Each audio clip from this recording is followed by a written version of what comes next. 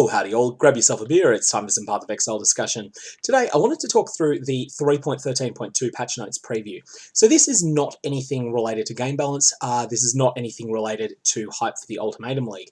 Instead, this is a series of performance changes GGG are putting out towards the very end of the Ritual League. It's always the case that when a league is happening, there's a lot of play at the start of the league, and then player numbers start to drop off towards the end. And GGG have got some patches that they think will improve performance that they're releasing now. The idea of releasing them during the quietest point of the league is that if they end up being disastrous, they can roll them back quickly. Side note, I strongly recommend that when 3.13.2 actually comes out, which might be tomorrow, it might be some other day, that you don't play the game until you've just waited a couple of hours and made sure that there's no complete and utter disaster. From memory, one of these tech patches in the past caused a lot of problems and required a full rollback, whereas the rest of them have improved the game. So, basically what they're saying here is just that, the outline, preparation for the 3.14 expansion, we've been working on an engine patch to improve performance, planning to deploy it by the end of the working week, likely tomorrow. In the meantime, we've prepared a preview of the patch notes, which you can check out below. Please note that these may be changed prior to their deployment. So it is normally GGG's policy that if there's game balance changes that aren't related to exploits, they normally do make it into the patch notes preview. If there's game balance changes that are related to actually closing a blatant exploit, then they won't be in the patch notes preview. Instead, it'll say something afterwards like, modify the way gilded fossils work. And that was something that was done to deal with an exploit related to Horizon Orbs a couple of leagues ago. So, the first note is that texture streaming has been further improved.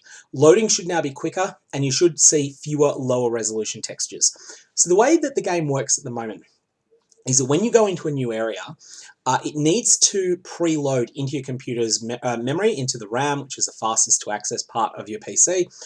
It needs to load all of the basic layout tile sets of that zone. Additionally, there need to be a number of textures loaded that relate to certain monsters that the game knows are in the zone.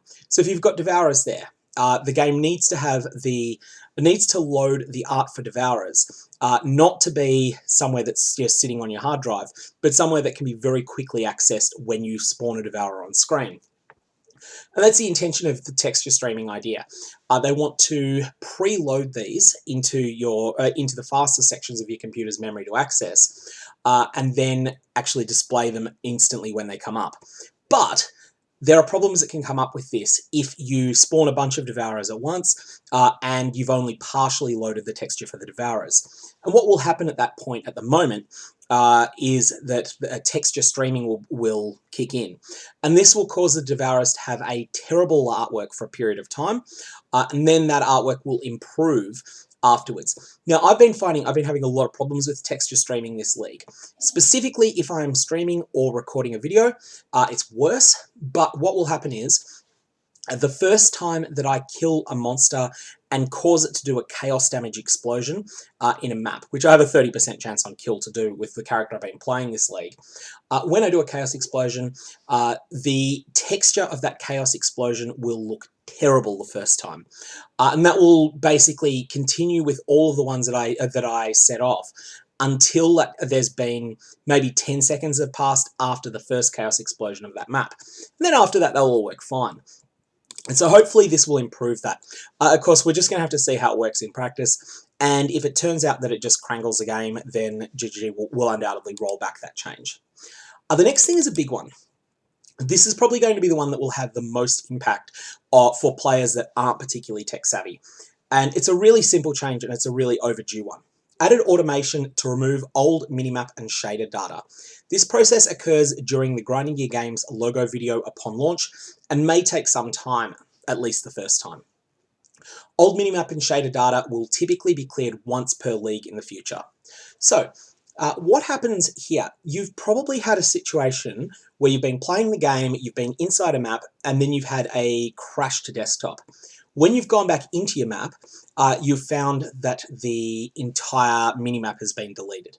This happens occasionally. I've certainly had it a couple of times this league.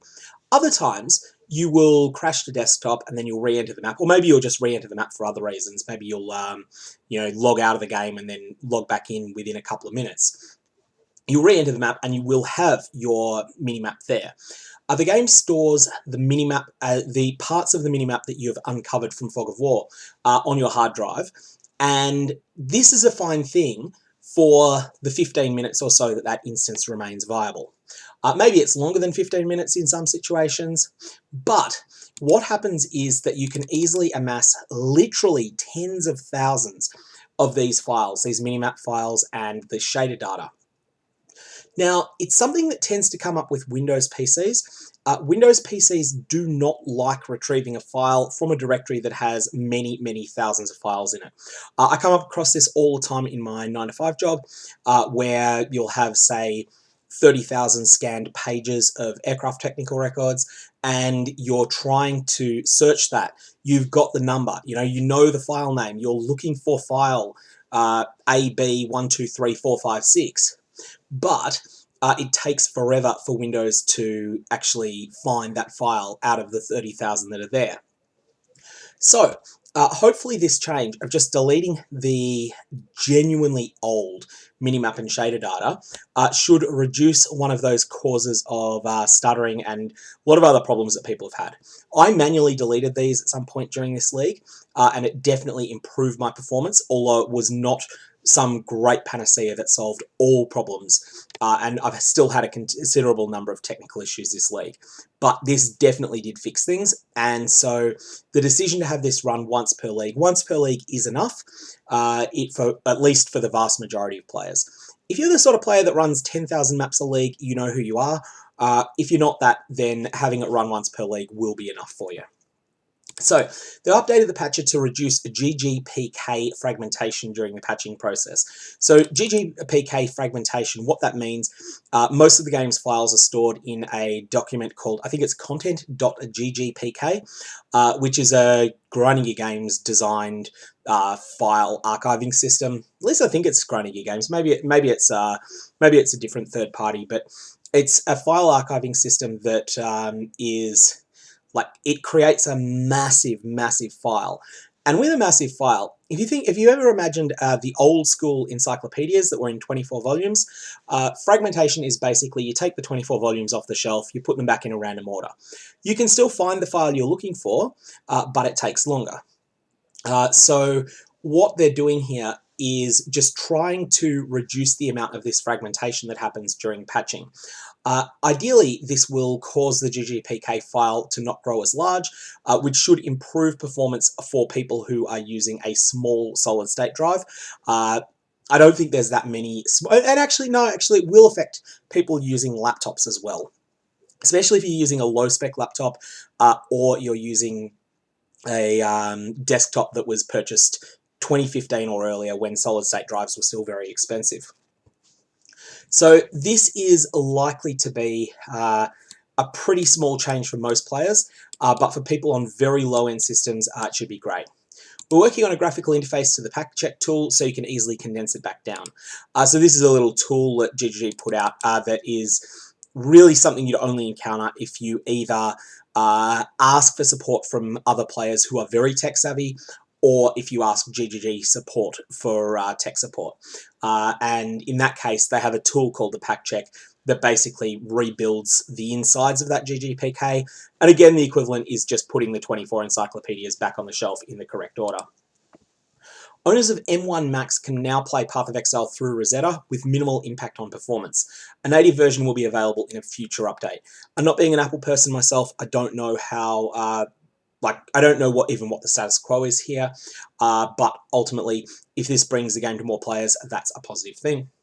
Various render systems have been improved and made roughly 15 to 20% faster, which doesn't necessarily translate to a 15 to 20% performance improvement for all users, but anecdotally, it seems like it's about 5% faster on average for us.